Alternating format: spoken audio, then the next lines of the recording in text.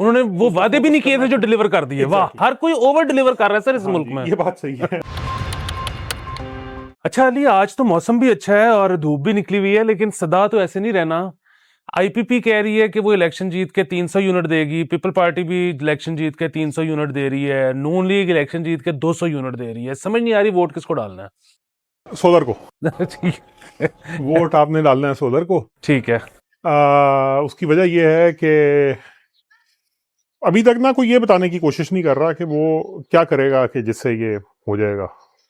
हम यहाँ पर कैसे आ जाएंगे, 300 यूनिट बिजली मुफ्त कैसे मिल जाएगी। वो अल्लाह अल्लाह अभी पहले बेसिकली जो सब्सिडीज थी 300 यूनिट से नीचे वाले पे, वो तो आईएमएफ ने ख़त्म करवा दी थी। कुछ सब्सिडी पीटीआई की हुकूमत में ख़त्म हो गई थी, बाकी फिर वो जो शहबाज शरीफ साहब वाली हुकूमत आई थी उसमें ख़त्म हो गई थी।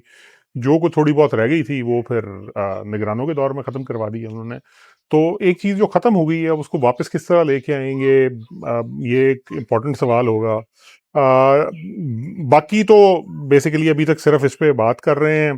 पीपल्स पार्टी ने थोड़ी सी बात की है कि जी वो इसको किस तरह लेके चलना चाहते हैं कि वो फेडरल लेवल पे जब मिनिस्ट्रीज बंद करेंगे तो 300 अरब रुपए की वहाँ से बचत होगी। वो कहते गलत नहीं है, सही कह रहे हैं। सिमिलरली जो बेसिकली टारगेटेड सब्सिडीज़ हैं इस वक्त, जिसके ऊपर आपको याद होगा वर्ल्ड बैंक की भी एक रिपोर्ट आई थी कुछ 1.5-2 साल पहले कि पाकिस्तान में जो हैव्स हैं उनके लिए ये टारगेटेड सब्सिडीज़ हैं कोई 1.6 ट्रिलियन के आसपास। वो कहते हैं कि जी हम उनको ख़त्म करके वो डायरेक्ट सब्सिडीज़ की फॉर्म में आएंगे। लेकिन मतलब फ्रैंकली ये कहना बहुत आसान है, करना शायद ये कोई इतना आसान हमारे लिए ना हो। तो मतलब फ़िलहाल तो इस चीज़ का कोई इम्कान नज़र नहीं आता। दूसरा एक चीज़ और भी है, वो ये है कि आईपीपी और पीपल्स पार्टी ने तो खुल के इसको अपने मंशूर का हिस्सा बना दिया है। अब एज ऑफ नाउ इन दो जमातों का तो कोई इतना चांस भी, स्पेशली जहां हम बैठे हैं पंजाब में which is the main battle ground, तो वो कोई इतना चांस भी नहीं है। तो वो इस तरह के दावे कर सकते हैं। नून लीग में मतलब मरियम साहिबा ने भी कहा है, हमजा साहब ने भी कहा है, लेकिन नवाज शरीफ साहब आपको पता है कि वो कहते हैं कि मैं कमेटी सिर्फ वो करूंगा जो मैं कर सकता हूँ। इसी वजह से वो कह रहे हैं मैं कमिट कुछ करूंगा ही नहीं आज तक। बहुत तो अला, इसी वजह से नून का मंशूर भी नहीं आया अभी तक। बहुत अला। वैसे भी मरियम साहिबा के और हमजा के नंबर नहीं रल रहे। वो एक कह रहे 300 यूनिट, एक कह रहे 200 यूनिट। अच्छा, ये जो होता है ना कि हम सरकार का साइज छोटा करेंगे या रियासत का साइज छोटा करेंगे, इस मुल्क में कोई भी पार्टी ऐसी नहीं होती जो कि किसी ना किसी वक्त पे जिस पे रियासती जबर ना हो रहा हो। तो जब पार्टी वर्कर्स वो बर्दाश्त करते हैं तो फाइनली जब पावर में आती है पार्टी तो फिर उसने उनको नवाजना होता है। तो ऐसे मौके पे ये कहना कि हम मिनिस्ट्रियां कम कर देंगे, ये बड़ा मुश्किल है। और जहां तक पक्की नौकरी वालों की बात है, उनके बजट कौन काट सकता है? देखें, हाँ यहाँ पे भी आप सही बात कर रहे हैं। और प्राइमरली उसकी वजह वही है कि हमारे यहाँ सारे का सारा सिस्टम जो है वो क्रॉनी कैपिटलिस्ट सिस्टम है, पैट्रनेज वाला सिस्टम है। सरकारी नौकरी की बड़ी मतलब वो होती है, एक फैसिनेशन होती है। और उसकी वजह है कि सरकारी नौकरी में कहीं ना कहीं से घूम फिर के भले आप जिस मर्जी महकमे में हैं, कोई ना कोई दिहाड़ी ज़रूर होती है।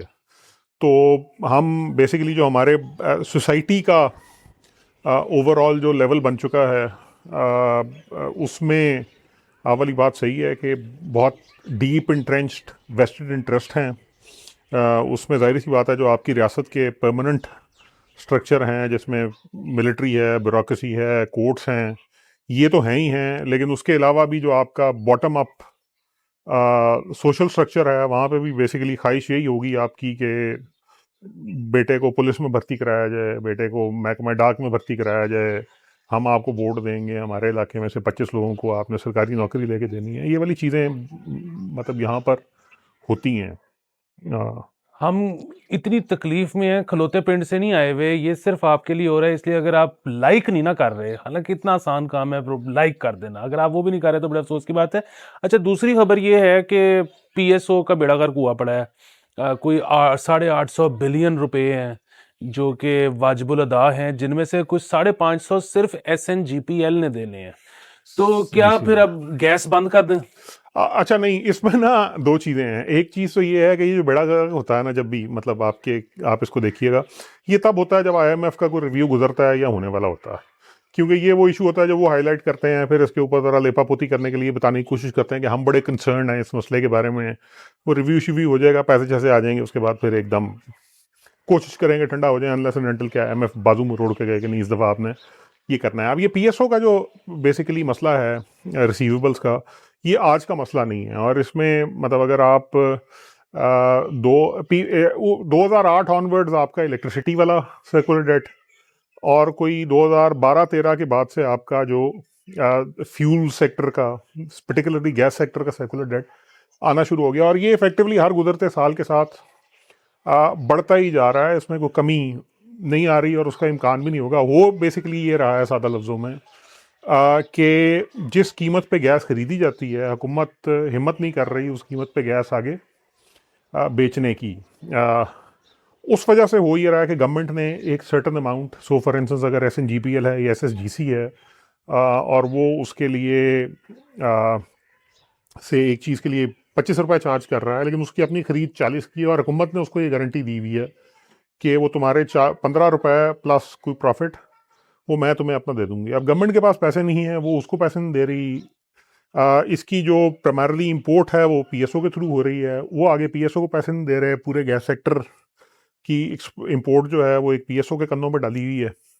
तो उस वजह से जो पीएसओ के रिसीवेबल हैं ये कॉन्टीन्यूसली बढ़ते जा रहे हैं और आपको तकरीबन 840 या 850 अरब रुपए के आसपास पहुंच गए हैं। लेकिन ये फ़िलहाल इस वक्त ये जो हमें नज़र आया है, जो ये हमारे लिए सामने आई है कि ग्रेजुअली हर साल बढ़ रहे हैं, जो हमें इस वक्त नज़र आई है उसकी वजह ये कि IMF ने फिर दोबारा इसके ऊपर एक बाजू बिल्कुल मोड़ दी ठीक है। अच्छा, मेरे ना ये जो इलेक्शंस होने जा रहे हैं ये मेरे फेवरेट इलेक्शंस हैं। उसकी वजह ये है कि इस दफा ज्यादातर पार्टियों ने बाद नाखास्ता, जिसने भी अभी तक मंशूर पेश किया है, ज्यादातर ने तो बल्कि किया ही नहीं है। और अगर आप ऑफ कैमरा पूछे ना तो बहुत ही क्लियर आगे से जवाब है कि ये आरओज का इलेक्शन है, फैसला उन्होंने देना है। मंशूर क्या मतलब, तो मैं ये जो हम जिस प्रेगमेटिक अप्रोच के साथ इन इलेक्शंस में जा रहे हैं, मैं खिराज तहसीन पेश करना चाहता हूं। नहीं, बात आपकी सही है बिल्कुल। वो 13 वाला भी इलेक्शन वैसे तो आरओस का इलेक्शन था, 18 वाले पे भी आया, वो आरटीएस का इलेक्शन बन गया था, लेकिन फिर भी एक छोटी मोटी कार्रवाई होती थी कि जी हमको मंशूर दे रहे हैं, हम आपसे को वादे कर रहे हैं। लेकिन वो इवेंचुअली मतलब जब आप पावर में आ जाते हैं तो फिर मामले कहीं और ही चले जाना। मतलब फॉर इंस्टेंस अगर आप 13 की बात करें तो PMLN के मंशूर में ना ऑरेंज ट्रेन थी कहीं पे, ना ये जो बेसिकली कई दूसरे इकदाम थे वो उसमें शामिल थे। बट जब वो अंदर आ गए उसके बाद उन्होंने वो वादे भी नहीं किए थे जो डिलीवर कर दिए। एग्जैक्टली। और 18 में इसी तरह PTI के केस में मतलब मंशूर के वादे जो थे वो सवाए टांगने टूंगने के, उस पे खासा बहुत कमिटेड थे। और वो भी कहते थे कि BRT तो बकवास चीज है, लेकिन उन्होंने बना दी। उन्होंने फिर पेशावर में भी बना दी। भी हर कोई ओवर डिलीवर कर रहा है सर इस मुल्क में। ये बात सही है। वो मतलब वो वादे उनके कुछ और होते हैं और डिलीवरी उनकी कुछ और होती है। लेकिन इस दफ़ा उन्होंने ये तरद्दुद भी नहीं किया। PTI तो खैर चलें, मतलब इस वक्त वो जिन हालात में इलेक्शन लड़ रही है उसमें शायद मतलब PMLN ने भी इस दफ़ा मतलब ये जो बेसिकली कहा जाता है कि दो फ्रंट रनर जमातें हैं, क्योंकि पंजाब में बेसिकली कंपटीशन इन दो जमातों के बीच, तो इन दोनों में से किसी ने तरद्दुद भी नहीं किया। पीपल्स पार्टी ने तरद्दुद किया है, इस्तेकाम पार्टी ने तरद्दुद किया है, तहरीक लबैक ने तरद्दुद किया है मंशूर देने का। अगर मैं गलती पे नहीं हूँ तो इवन काफ लीग ने भी एक मंशूर दिया। जबरदस्त। तो ये है, लेकिन बड़ी जमातों ने इस दफ़ा कहा है कि जी हम इस एक्सरसाइज में पढ़ना ही नहीं चाहते, हम इसके बगैर ही गुजारा कर लेंगे। तो मेरे ख्याल में आपका भी फिर फेवरेट इलेक्शन है ना ये वाला? फेवरेट इलेक्शन, बेहतरीन इलेक्शन है। मतलब इसमें आप घर से निकलें, घर बैठे हैं, सब ठीक है। वाह। तो आप सब भी इंजॉयज लें और पेट्रन जरूर बने और शेयर करें, और ताकि हमारी रीच बढ़े। अपना बहुत ज्यादा ख्याल रखें। इसके बाद हम बैठेंगे। खुदा हाफिज़। Thank you.